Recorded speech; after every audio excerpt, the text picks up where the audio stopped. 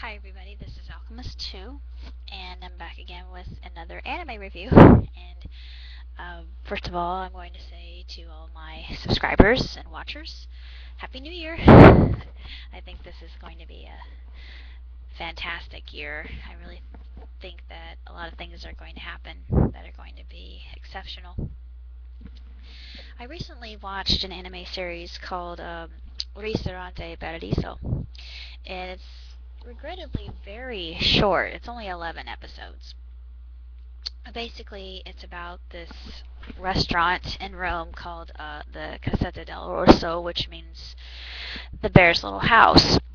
And the whole plot is about a young woman named Nicoletta who she actually attended culinary school, and she doesn't realize what her dream is until later, much later in the series. I would say midway in the series.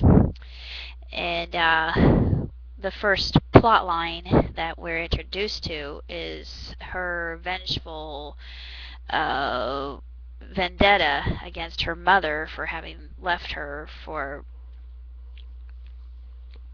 another man that she wanted to marry. She was already divorced at this point in time, but she had fallen in love with this man. Lorenzo is his name. And Nicoletta never sees her mother ever again, and it's actually very sad. It's very tragic from the very beginning, because we learn that Nicoletta was taken care of by her grandmother, who actually taught her how to cook quite well. And the story is, despite the fact that it has that tinge of tragedy, it's very enchanting. It's charming. It's sumptuous. The animation is absolutely beautiful. They use a lot of CGI to make the food look like it's more realistic, as it would be presented in a typical Italian restaurant. And it's quite marvelous. It's really dazzling. It's eye candy, and of course the music is ear candy. It's very romantic, as you would think that it would be. I mean, this is Italy, for heaven's sake. I really enjoyed it. I thought that it was really a tremendous series. Unfortunately, it's too short. That they did have um, See You Next Time in the very last episode, which makes me think that maybe they could do a sequel to this, which I would like to see, but I don't know if they will or not. But because it was so short, I only give it 3.5, which would be that. That looks better. 3.5. Not exactly 4, but fairly close, because it's just too short, regrettably.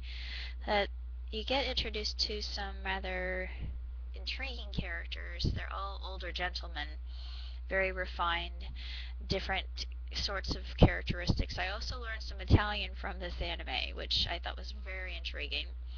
And to hear Italian spoken by a native Japanese speaker, or someone who is Japanese, was also very different, because when some of the actors or actresses would say prego, you would hear prego, because they don't really are, but it is some of them actually did say prego, and you could hear it, but they did a really splendid job, I think. And I just like the way they did the animation, and how they did certain scenes with more three-dimensional effect, and it made it have this more intimate quality. And it was like stepping into an impressionist painting, I noticed. And it's got quite a bit of detail. A lot of animes do, though, but this, I'm not really sure how to categorize it, because it's slice of life, and you've got romance, and of course comedy. There's tragedy involved, of course, with Olga, the mother. And the end episode was one that made me cry like a baby. I was just weeping, which I did not expect, but it was very touching. And it just showed you Nicoletta's true character and how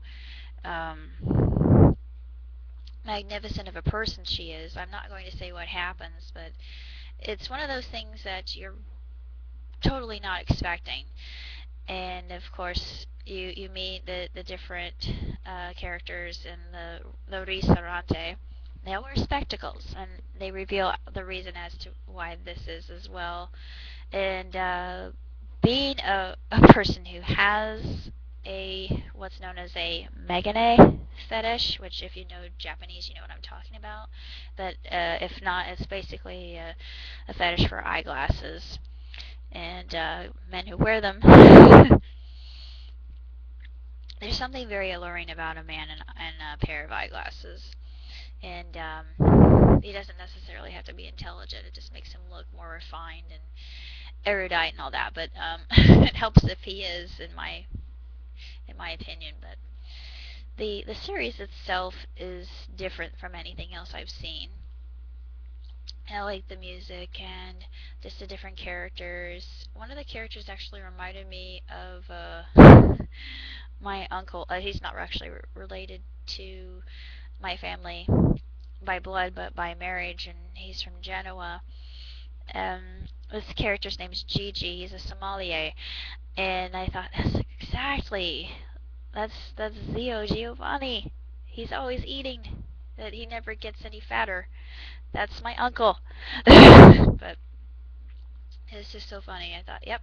He and to everybody else, he doesn't speak that much, but to me, if I ask him a question, he just babbles my ear off. And yes, dear.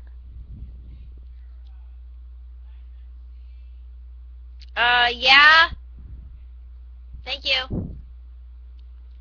But anyway, if you like Italian culture, if you like if you just enjoy Italian food, and it's presented absolutely splendidly here. It's so delectable in the way that it's done. It makes me hungry just thinking about it. This anime will actually make you hungry if you watch it long enough.